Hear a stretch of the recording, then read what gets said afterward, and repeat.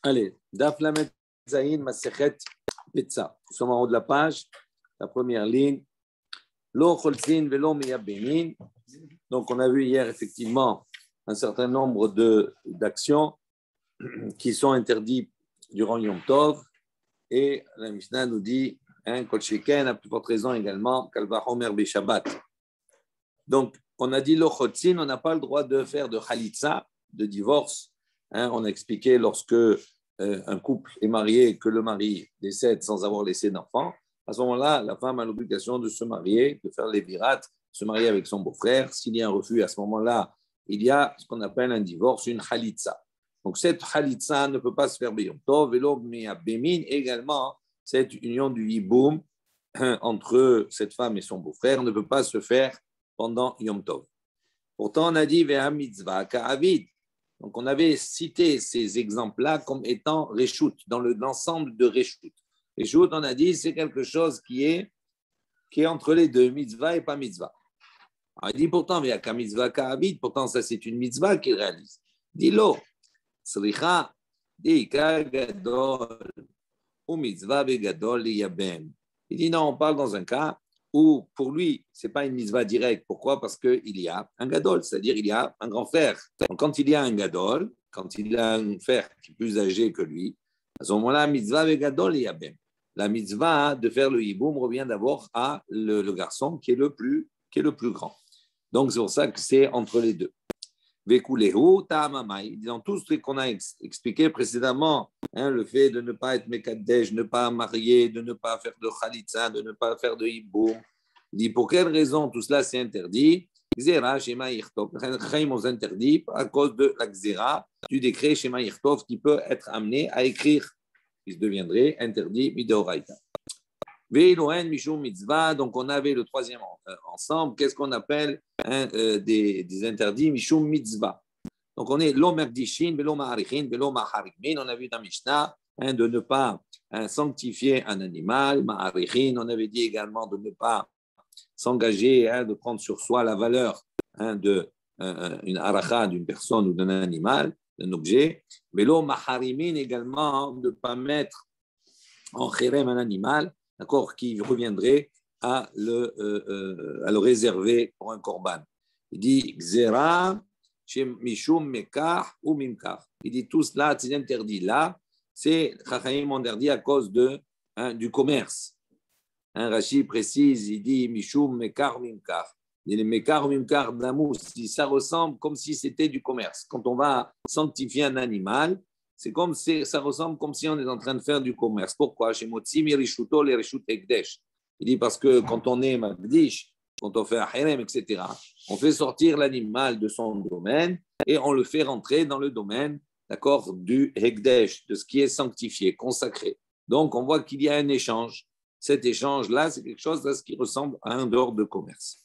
Et Rashi apporte, c'est intéressant, il apporte plusieurs raisons du Issour. Pourquoi il y a ces xéra, le Issour également minamikra, parce qu'on a dirti, on doit parler uniquement de choses qui ne sont pas profanes, et là on rentrerait dans une discussion qui est profane. Ou bien iname, mais karumimkar hate l'idée ktiva, ou bien le fait de rentrer dans un cadre de commerce, c'est quelque chose qui peut engendrer également ktiva, l'écriture d'un shtar, du redevance de dette ou autre chose. Ensuite, on a dit Velo magbi'in trumot ou ma'aserot, on n'a pas le droit Yom Tov de prélever des prélèvements et les dîmes. Pshita, la Gemara dit c'est évident. Pourquoi? Parce qu'on a vu que faire un prélèvement de quelque chose qui n'est pas consommable pendant Yom Tov, si on prélève, c'est une manière d'être métaken. On arrange, d'accord, on fait changer le statut de quelque chose qui n'était pas consommable à quelque chose qui devient consommable. Tane Rav Yosef, lo nitzricha elan litena la kohen bo beyom. Dit non, en vérité, on a besoin de cet enseignement, c'est pas si évident. Comme Rav Yosef l'a enseigné, on a besoin de cela dans le cas litena les kohen bo beyom. Dans le cas où il va prélever, il veut prélever non pas pour être métaken, pour arranger un produit pour pouvoir le consommer, mais il veut faire le prélèvement pour donner au kohen.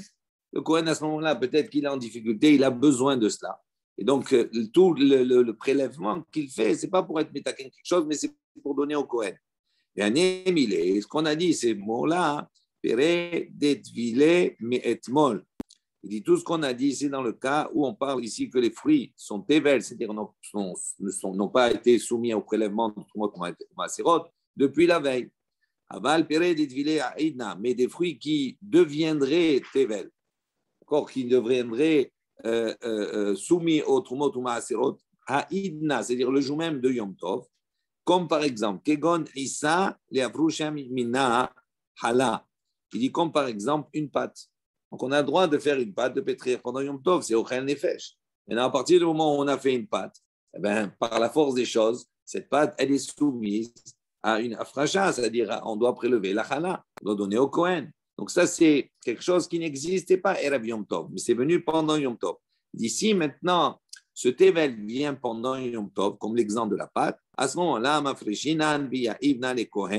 ce moment-là, on aura le droit de prélever et d'apporter au Kohen. Donc, tout interdit, cette xéra-là, ne s'applique que lorsque le tevel est un tevel qui était avant Yom Tov. Maintenant, on pose une question. Donc, on voit que dans la Mishnah, on a séparé trois choses. On a dit il y a des cas Mishum Shvut qui sont interdits Midrabanan. Mishum Reshut. Il y a des cas qui sont interdits Mishum Reshut, c'est-à-dire qui sont entre l'ensemble entre mitzvah et pas mitzvah.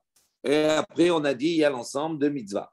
On a dit il y a un problème. Mishum Reshut, Ika, Mishum Shvut, les cas. Est-ce que ça veut dire que quand on a dit Mishum Reshut, ça veut dire que ça, on trouve des cas Mishum Reshut, c'est entre les deux, il y a une mitzvah entre les deux. Mishum Shvut, les cas, ça veut dire que dans ce domaine, il n'y a pas également une intervention des Chachamim. On voit que les Chachamim, ils ont fait une Xéra aussi. On a dit Xéra pour ne pas venir à écrire, etc. La même chose, Mishum Mitzvah, Ika, Mishum Reshut, les cas, ça veut dire que même dans l'ensemble où on a dit, et ça c'est à cause d'une mitzvah, dans le cas de la mitzvah, il n'y a pas également une intervention des Chachamim, un interdit des Chachamim. Et dans tous les cas, il y a des interdits des Chachamim. Alors, comment on comprend ici la Mishnah? Rabbi Yitzhak, qui dit lo mi baya ka'ama. Rabbi Yitzhak, il faut lire la Mishnah de cette manière-là, avec cette démarche, on va dire, intellectuelle, de dire lo mi baya, ce n'est pas un problème là, et on rajoute. Donc, de quelle manière on va lire? Lo mi baya shevut geridata de asur. Il dit, ce n'est pas un problème dans le cas où il y a uniquement le problème de shvut, c'est-à-dire d'interdit des chachamim, que ça c'est interdit pendant Yom Tov. Et là, filou shvut des reshut, il dit même lorsque l'interdit des chachamim se positionne au niveau de quelque chose qui est reshut, c'est-à-dire mi mitzvah, moitié mitzvah, pas mitzvah. Nami asur. Même dans ce cas-là, c'est interdit. Mais l'homme baya également, ce n'est pas un problème. Shvut, des reshut, des asur. Que même lorsqu'il y a une interdiction des chachamim sur quelque chose qui est l'homme baya, shvut, des reshut, des asur. Ce n'est pas un problème quand il y a une interdiction des chachamim sur quelque chose qui est reshut, que c'est interdit. Et là, filou, shvut, des mitzvah, nami asur. Mais même lorsqu'il y a une intervention, un interdit des chachamim sur quelque chose qui est de l'ordre d'une mitzvah, également, ça reste interdit pendant Yom Tov. Et la suite, on nous dit, Vekol Sheken ou Vekal Vahomer pendant Shabbat. Donc ça, c'est la suite de la Gemara. Kol Elu be Yom Tov Amrou, qu'est-ce qu'on a dit? Tout cela est interdit pendant Yom Tov. Kal Vahomer be Shabbat, à plus forte raison, pendant Shabbat. On vient ici, la Gemara objecter. Urmin ou. Comment tu as dit? Puisque c'est interdit, be Yom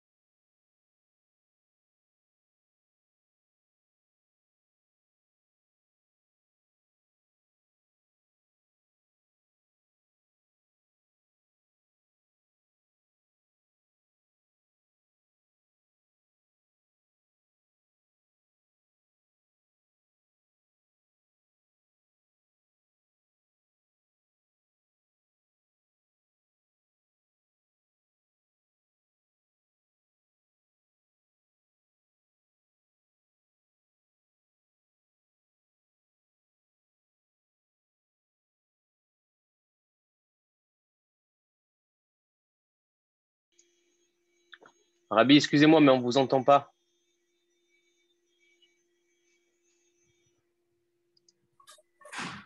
Ah, c'est Voilà, bon là. parce qu'il y avait plus parce que ça, il y a eu une coupure et c'est revenu. Donc tu penses D'accord. que l'enregistrement n'a pas entendu? Bon, Ouais. Bon, pas grave. bon, c'est pas grave, on continue.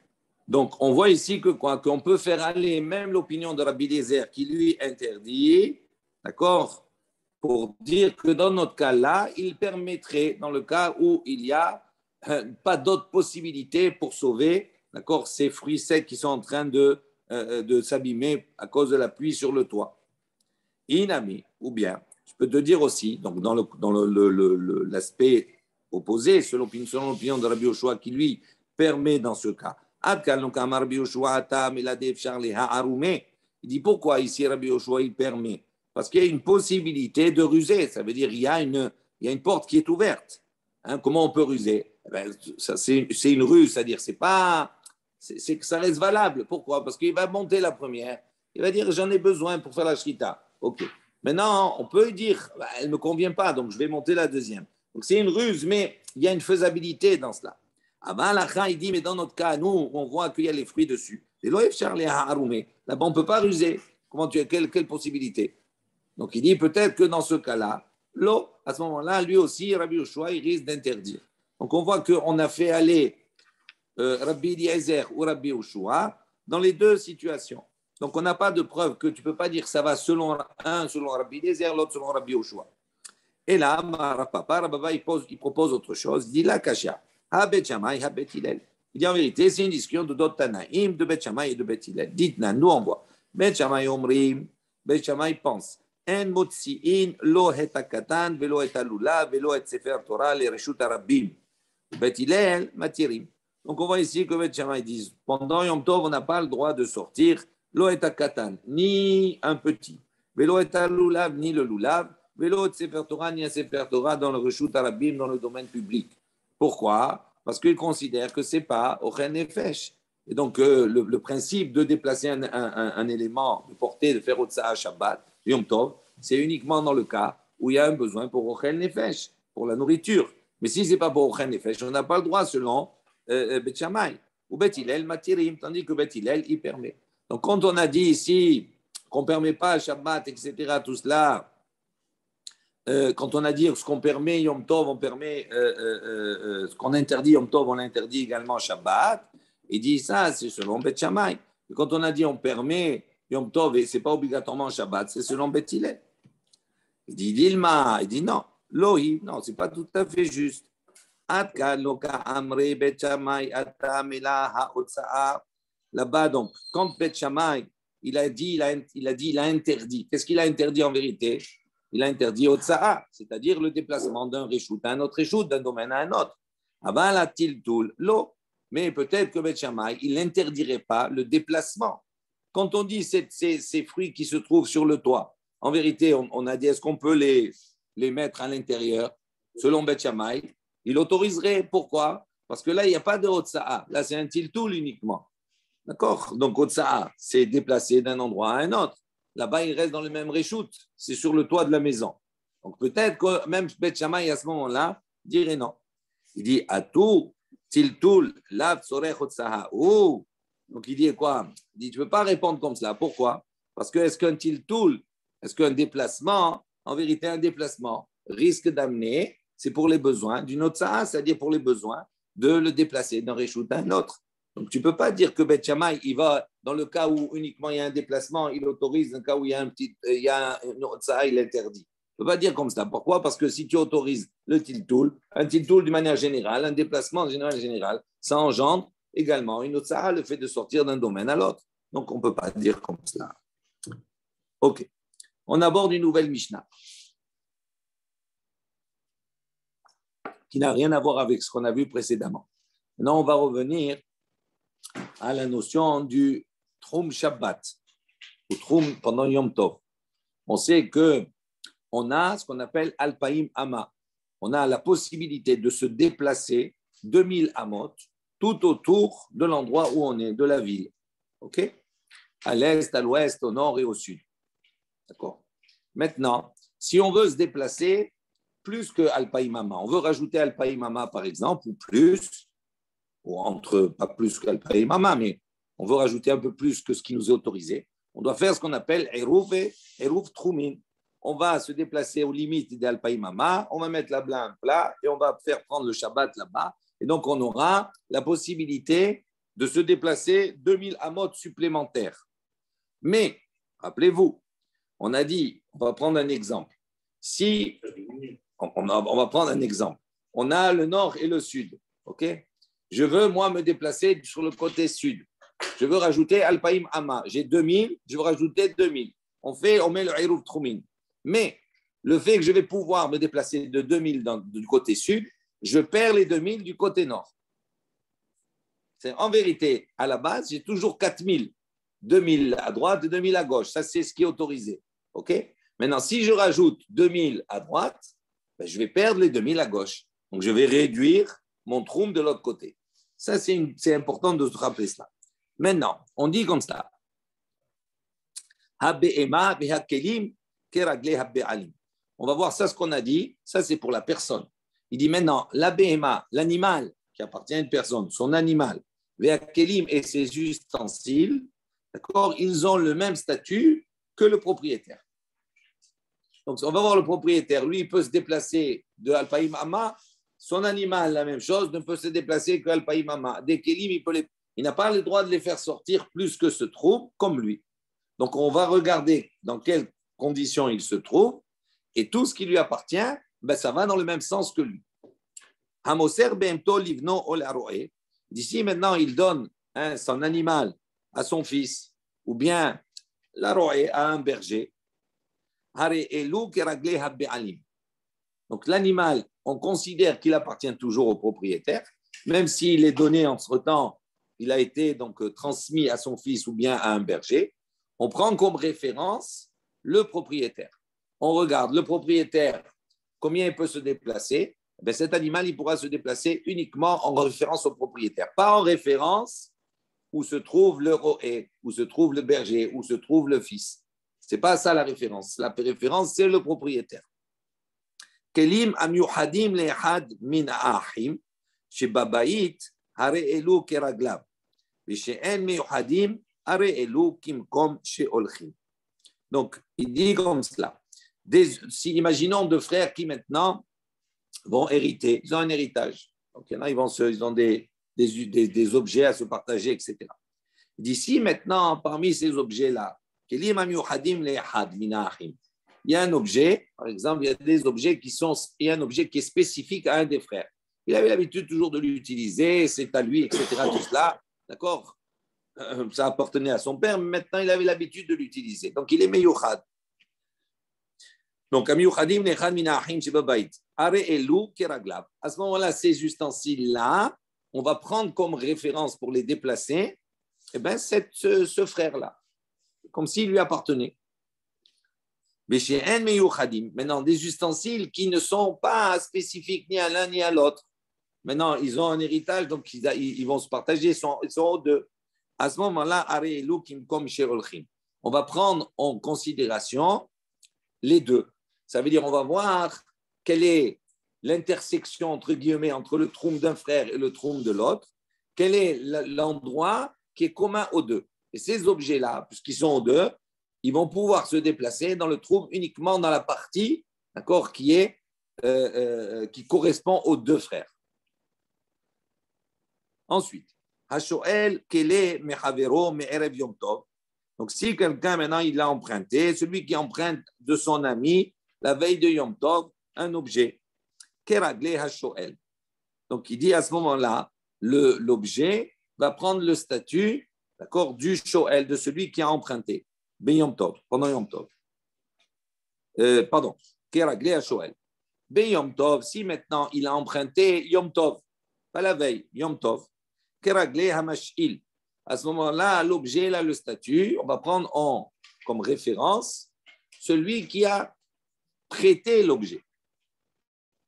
D'accord? Donc, on regarde lui où il se trouve, on regarde dans quel trou il peut évoluer, et on dit cet objet, il peut aller selon lui, pas selon celui qui a emprunté.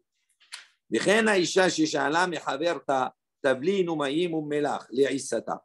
Il dit la même chose. Une femme qui a emprunté de son ami le jour de Yom Tov, Tavlin, des épices, ou Maïm, ou de l'eau, ou Melach, ou du sel. Les Issata pour faire sa pâte, Are Elou Keragle Shtehen. À ce moment-là, cette pâte-là, concrètement, elle a une partie, il y a des objets, il y a des produits, on va dire, qui appartiennent à son ami, et une partie des produits qui appartient à elle, la farine, etc., ça lui appartient. Donc la pâte qu'on obtient, c'est une pâte composée des deux parties, ça appartient à la fois, il y a des éléments qui appartiennent à son ami et à elle. Donc, on va prendre comme référence uniquement le lieu où on va dire où les deux se rejoignent, c'est-à-dire l'endroit où les deux peuvent évoluer. Si elles se trouvent au même endroit, il n'y a pas de problème. Mais si elles sont dans des endroits différents, à ce moment-là, on prend l'intersection entre le troum de l'une et le troum de l'autre. D'accord? Ça va jusque-là? Rabbi Yehuda Poter, Bamaïm. Rabbi Yehuda, il dit non.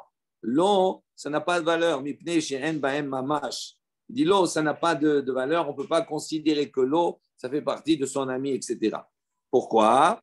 Il dit she'en bahem mamash. Rachid dit en nikarot lo bedvera velo be'issa. Il dit parce que l'eau, c'est quelque chose qu'on ne peut pas voir, d'accord, qui n'est pas visible, ni dans la marmite, ni dans la issa, dans la pâte.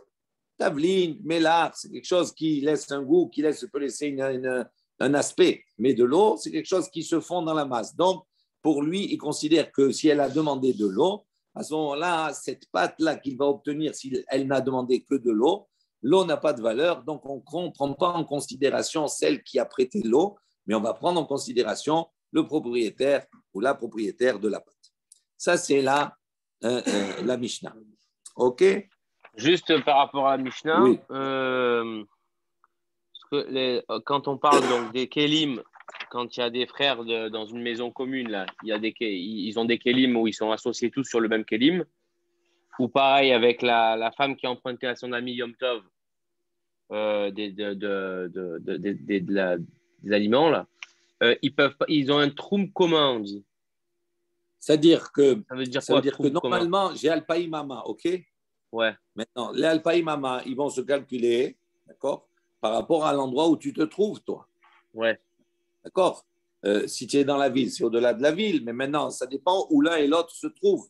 Donc, il dit, si maintenant les deux troumim se croisent, donc à ce moment-là, puisque l'objet que j'ai en vérité, c'est un objet où il y a, normalement, on devrait se partager. Donc, il y a une partie à moi, une partie à toi. Donc, ça veut dire que l'objet, il appartient aux deux.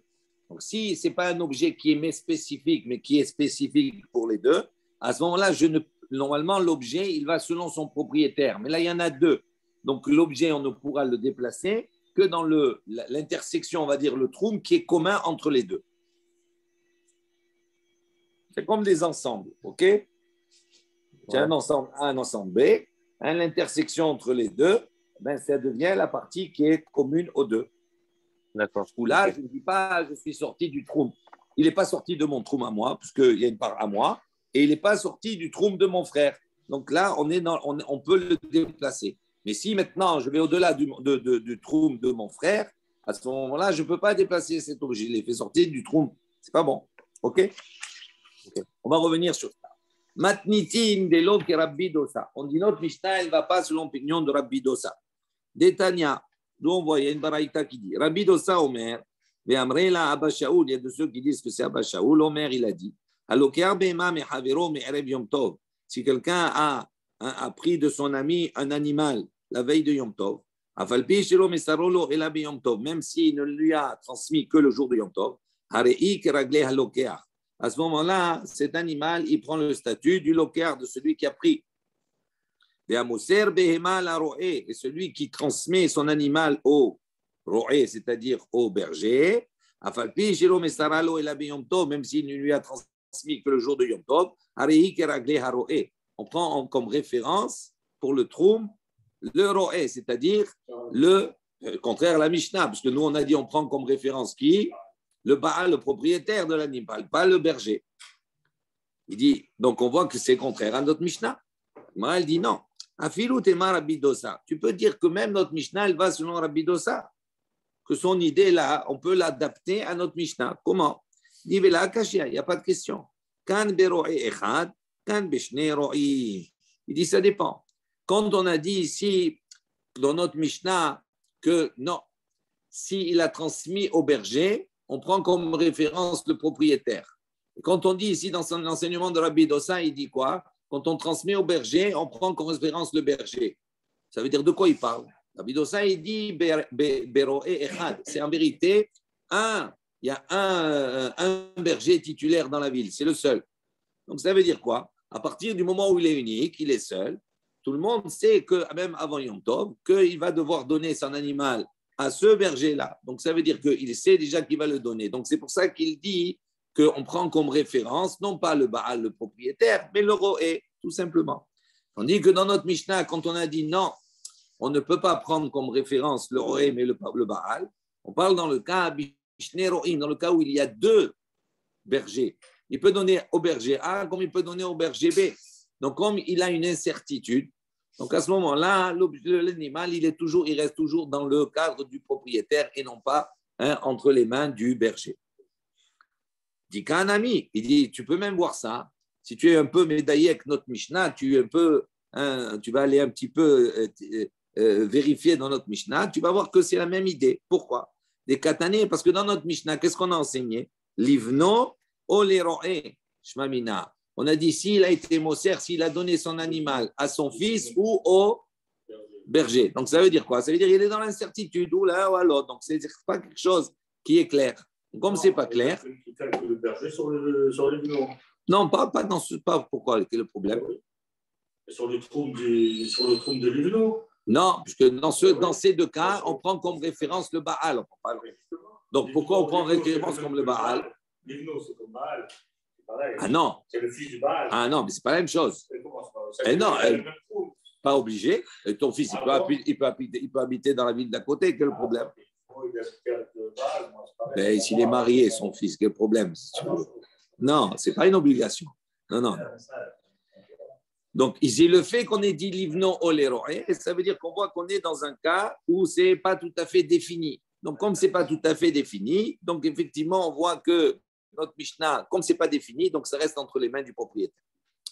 Amar Rabba bar Barhana, Amar Rabbi Yohanan, Alaha ki Rabbi Dosa. Donc, Rabbi Yohanan, il a dit Alaha comme Rabbi Dosa. Oumi Amar Rabbi Yohanan, Achi, maintenant, Agmara pose la question, est-ce que vraiment Rabbi Yohanan, il a dit comme ça, Alaha ki Rabbi Dosa? Il dit, Ve'a'ama Rabbi Yohanan, Alaha Kistam Mishnah. Il dit, pourtant, on a un autre principe. Rabbi Yohanan, il a dit Alaha Kistam Mishnah, que l'Alaha, d'une manière générale, elle suit l'enseignement anonyme d'une Mishnah. Donc, on a ici, effectivement, dans notre Mishnah à nous, c'est Stam Mishnah. Donc, si tu dis que Rabbi Yohanan, il a dit Alaha ki Rabbi Dosa, ça veut dire quoi? Que Rabbi Dosa, il a dit, c'est permis, d'accord? Uniquement si c'est ro'é ehad, si c'est un seul ro'é, il est seul. Et donc, il dit dans notre Mishnah, nous, on parle, il y en a plusieurs, il y en a deux. Ok? Donc, il dit, si tu dis comme cela, d'un côté, Rabbi Yohanan, il dit Alaha Kista Mishnah comme notre Mishnah, et d'un autre côté, tu viens de dire que Rabbi Yohanan, il dit Alaha ki Rabbi Dosa. Ça ne marche pas. Il dit, Utnan habbe'ema ve'akilim keragle habbe'alim. Il dit, on a enseigné dans le Mishnah, on a dit la be'ema et les kelim keragle habbe'alim. Ils suivent le propriétaire et pas le roé. Il dit non. Il dit, qu'est-ce que c'est cette question que tu poses? Il n'y a pas de question en vérité. Rabbi Yohanan, il peut dire les deux. Il peut dire la halakha qui est Mishnah. Il peut dire la halakha Rabbi Dosa. Pourquoi? Parce qu'on vient d'expliquer. On a dit Rabbi Dosa. Notre Mishnah, elle peut aller même selon l'opinion de Rabbi Dosa.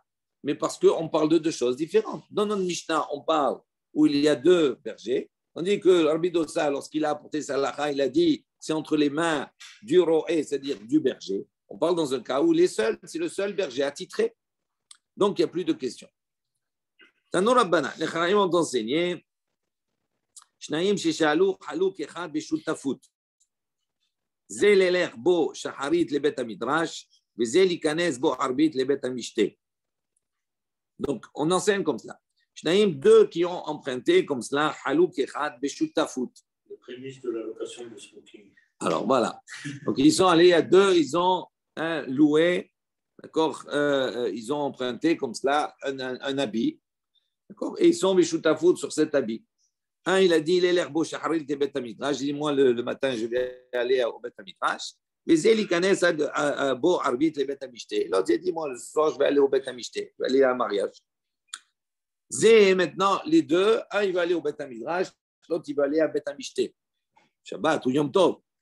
Maintenant, le problème, imaginez, le Bet Midrash, il est dans une direction. Le Mishte, il est dans l'autre direction. Zé Arev Alav le Tzafon. Donc là, il doit aller au nord. Donc, qu'est-ce qu'il a fait? Il a mis son Eruv Tromin, il l'a mis au nord. Zé Arev Alav le Darom. Et l'autre, qu'est-ce qu'il a fait? Il a mis son Eruv Tromin au sud. Zé Arev Alav le Tzafon. Mais alors le Tzafon, Keragli. Mi Arev Alav le Darom. Donc, il dit comme cela.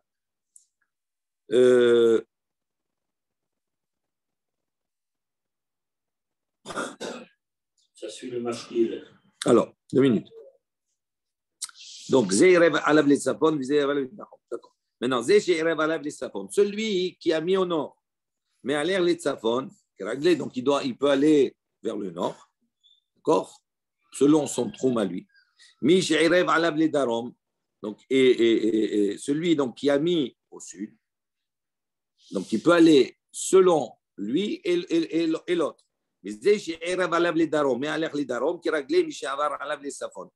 Donc il dit en vérité, puisqu'ils sont Beshutafout, celui qui a mis au nord, il pourra se déplacer que uniquement la partie qui est commune aux deux, vers le nord.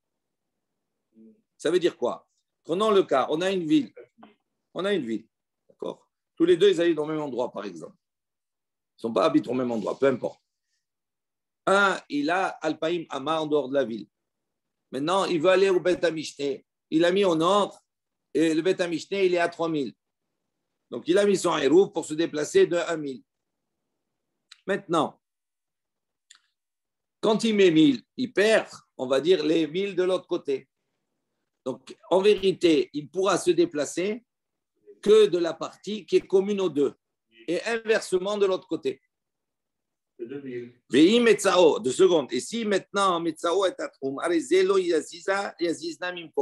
si maintenant ils sont au milieu, c'est-à-dire ils sont les deux, ils ont le même Troum, à ce moment-là, personne ne pourra bouger de son endroit. Il ne pourra pas aller plus loin que ce qui est autorisé. Personne ne peut bouger. Parce que s'ils sont au même endroit, si c'est au milieu, à ce moment-là, moi j'ai 2000 à droite, 2000 à gauche. Si je mets un, j'ai Alpaïm Mama. 2000 à droite, 2000 à gauche, c'est 2000. Non. Ah ouais, non. 2000 à droite, 2000 à droite, 2000 à gauche. 2000 au sud, 2000 au nord. OK? Si je suis au milieu, si les deux on est au milieu, et on a un chalouk beshutafout, donc à ce moment-là, non, si on est au même endroit, on peut se déplacer d'un côté comme de l'autre, en temps normal. Si maintenant, moi, je mets mon hérouv au tsafon, et l'autre, il met son hérouv au dagom, aux limites d'Alpaïm Amod, à ce moment-là, il ne peut plus bouger, il est obligé de rester là où il est dans la ville, c'est tout. Il reste dans la ville, il ne peut pas aller plus loin. Tu as 2000. Ah oui, non, tu es dans la ville. Je diminue d'un côté, je diminue de l'autre, je ne peux plus bouger. Je reste au milieu dans la ville. Je ne peux pas bouger plus que la ville. Si tu es en dehors de la ville. Non, mais là, on prend dans un. Non, on te dit. Allô, 2 secondes. Il y a 3 cas. Il y a 2 cas en vérité. Un, il va aller au nord, l'autre, il va aller au sud. Donc, un, il va mettre son hérouv au nord, l'autre, il va mettre son hérouv au sud. Il dit, dans ce cas-là, puisque le halouk, il est beshutafout, je ne peux pas, il y a une partie qui ne m'appartient pas. Donc, l'un comme l'autre ne pourront se déplacer que dans la partie qui est commune aux deux. Ça se calcule. Voilà. D'accord? Ou moins ou plus, ça dépend du trou où il veut y aller. Maintenant, si tous les deux, ils sont au milieu et qu'ils font à ce moment-là un hérouv au Safon et au Daron, quand l'un, il fait au Safon, ça veut dire qu'il veut allonger de 2000. Donc, il perd les 2000 au sud. Et l'autre, quand il a fait au sud, d'accord, et il perd les autres. Donc, à ce moment-là, comme il y a une part commune entre les deux, il ne peut plus bouger de l'endroit où il se trouve, c'est-à-dire dans la ville. Ça veut dire, Rabbi, que s'ils ne mettent pas les hérouves au nord et au sud, ça revient au même. ne met pas de hérouve au nord et au sud alors. Ça revient exactement au même. C'est pour ça qu'il te dit, si, ça dépend comment il a mis. C'est pour ça qu'il dit, tout le problématique, c'est que le Kéli, il suit le Baal, le propriétaire. Mais comme il y en a deux, donc comment tu veux gérer les deux? C'est-à-dire, le seul endroit où tu vas pouvoir déplacer, c'est uniquement dans une partie du trou qui est commune aux deux.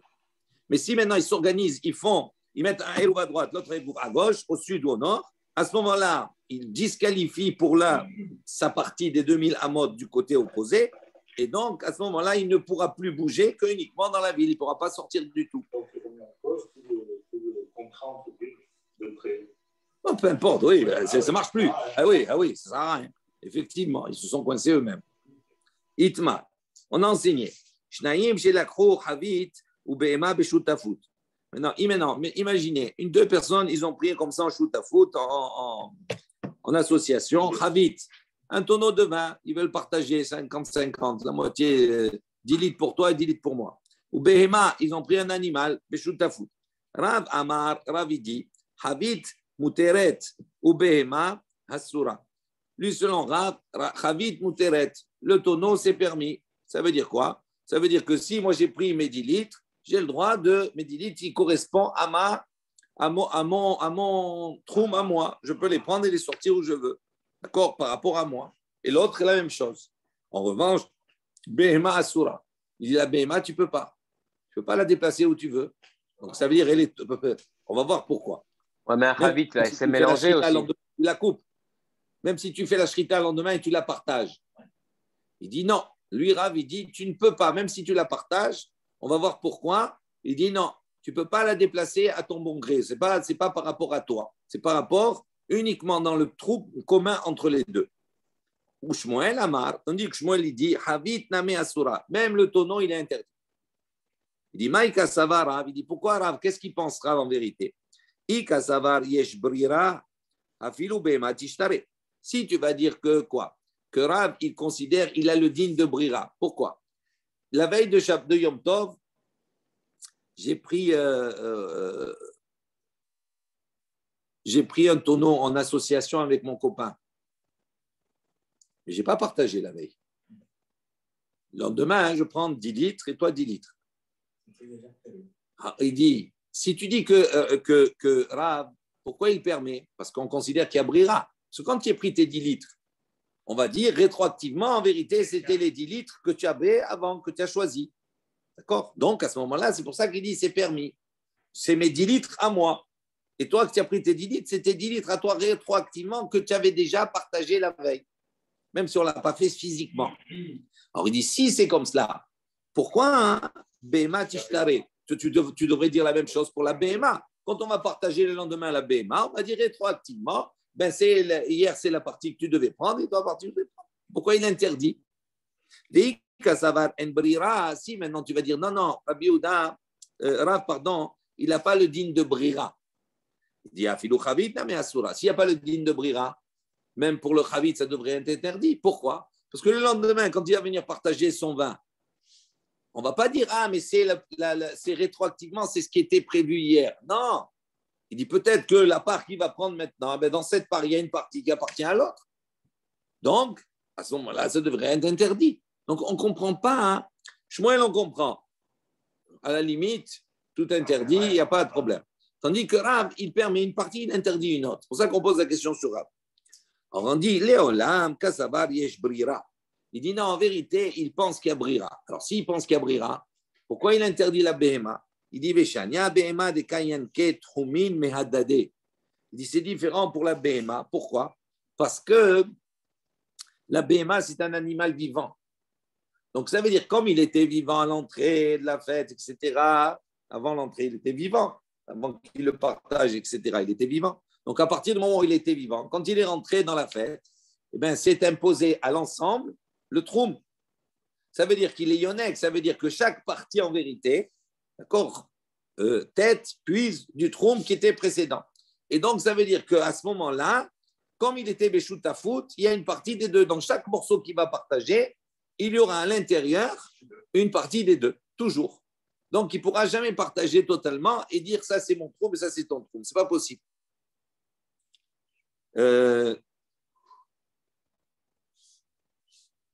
Regarde, il y a Rashi. Attends. Regarde ce qu'il dit Rashi. Yan ke trumin. Helke abbehema shereouyin ishne trumin. Il dit chaque partie, elle est réouïm en vérité pour les deux troum. Ok, on a compris. Amar les Rav, Kahana, Verav Assi les Rav. Donc Rav Kahana et Rav Assi, ils ont dit à Rav, il dit les Issour Moukse lo Hacheshu, les Issour Trumin Hacheshu. Il dit on ne comprend pas. Les Issour Moukse. Ici, tu n'as pas la crainte du Moukse. Et les Issour Trumin Hacheshu, et toi tu crains le Issour Trumin. Pourquoi il ne craint pas le Issour Moukse? Il dit parce que normalement, cette BMA, ce vin, ou on va dire cette BMA, oui, elle est béchoutafout. Donc ça veut dire quand je prends un morceau, quand je vais prendre un morceau, si pour le troum, on dit ah mais tu ne peux pas la déplacer où tu veux, tu la déplaces dans un troum commun. Donc ça veut dire que tu considères qu'il y a une part de l'autre dedans. Mais quand il y a quelque chose qui ne nous appartient pas, donc ça veut dire que c'est mouxé. Et il y a une part qui est à l'autre. Donc, ça veut dire la part de l'autre, elle n'était pas prévue. Donc, c'est mouxé. Elle est mouxé pour moi, la part de l'autre. Donc, c'est ça qu'il lui dit. Il dit comment? Il dit les mouxé, le chachishou, les sourtroumines chachishou. Chati, grave. Il s'est tué, il n'a rien dit. Maya ve'ala. Mais il dit concrètement, quelle est la conclusion de tout ça?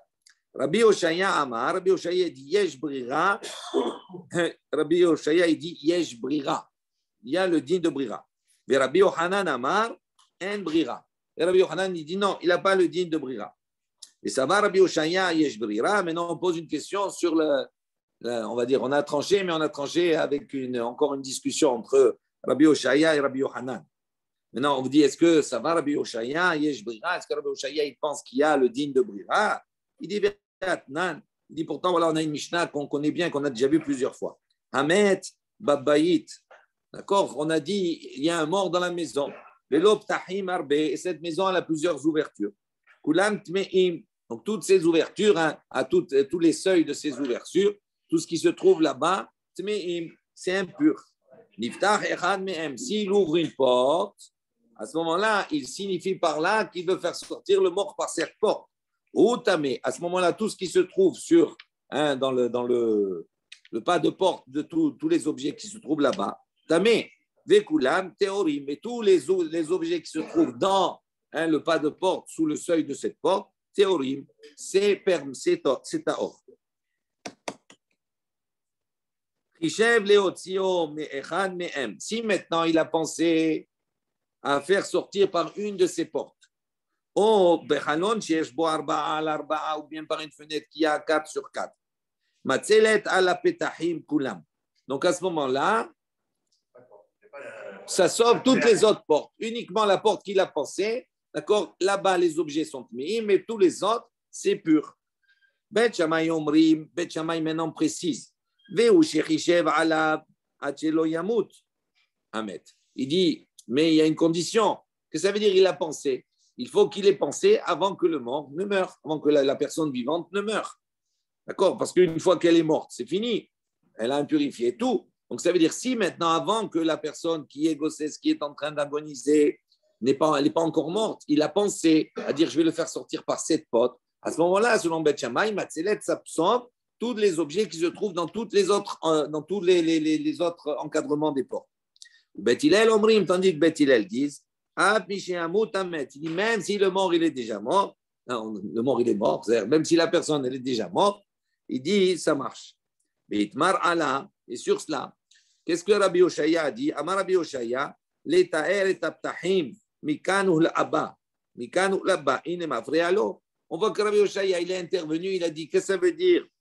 Donc, Bet Hillel, il dit théorim, taor. Il dit non, taor, à partir de ce moment et au-delà, tout ce qui va venir après. Mais tous les objets qui étaient déjà là, ils sont impurs. Donc, on voit ici que quoi?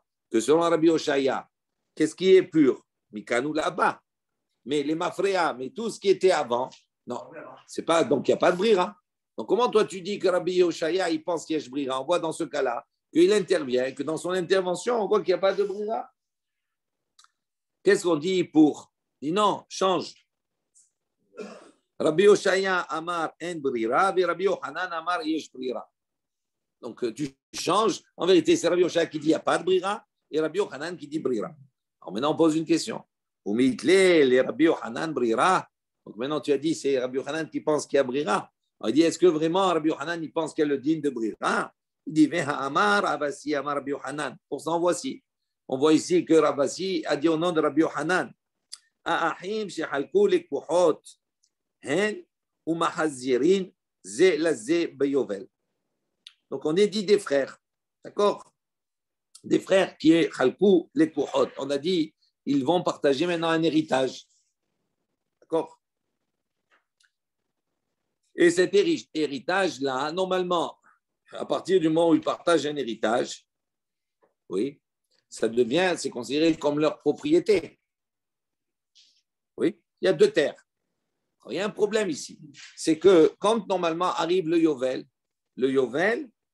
toutes les terres reviennent à leur propriétaire d'origine, à leur propriétaire. Si maintenant on considère que le partage, que cette terre-là qu'il a pris un et l'autre, c'est sa propriété, normalement, quand arrive le Yovel, ben, ils ne doivent pas rendre, ils ne doivent pas remettre en jeu cela, puisque c'est à eux. Qu'est-ce qu'on dit ici? Rabbi Yochanan, il a dit Ahim shechilku les kuchot. D'accord? Il appelle en vérité cet héritage, il appelle les kuchot. C'est quoi les kuchot? Et il les considère comme si c'était des acquisitions, des achats. Si on achète quelque chose, ben, on a l'obligation, le Yovel, de restituer la terre au propriétaire. Donc il dit Ahim shechalku les kuchot. Hen mahazirin zelaze va Yovel. Ils devront se rendre l'un l'autre le jour de Yovel.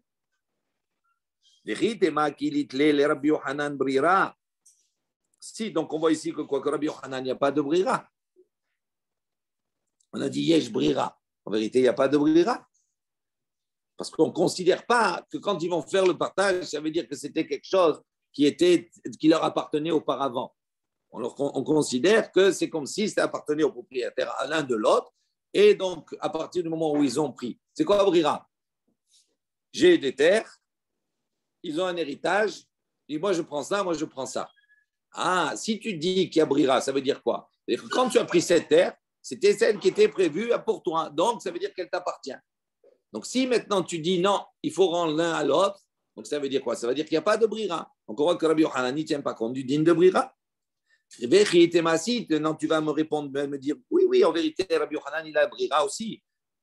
Tu vas dire les Rabbi Yochanan brira, peut-être que tu vas me rétorquer, me dire non, ici le problème du Yovel, etc., tout cela, ça c'est un problème idéoraïta. Il dit peut-être que Rabbi Yochanan, quand c'est quelque chose qui est idéoraïta, qui est une mitzvah de la Torah, à ce moment-là, il n'a pas le digne de brira qui s'applique.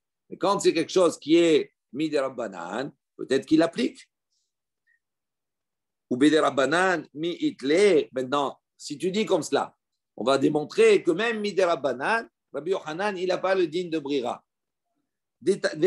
Pourquoi? Donc, Hayo, il a enseigné, il a dit, Rabbi Yehuda Omer, Rabbi Yehuda, il a dit, une personne, elle ne peut pas, d'accord, faire de conditions, on va dire, ou faire un eruv, d'accord, sur deux choses comme une. On l'a vu déjà, ça, rappelez-vous. Et là, on a dit, tu vas l'assister à un cours. Il y a plusieurs trains qui doivent venir, etc. Donc, il est dans la ville, il ne sait pas si c'est au nord ou si c'est au sud. Donc, qu'est-ce qu'il fait? Il va mettre un eruv au nord, il va mettre un eruv au sud. Et il va dire, si maintenant le chacham, demain, je vais vouloir aller suivre le cours de ce chacham, je vais au nord. Si demain, je décide d'aller au cours de l'autre chacham, je vais au sud.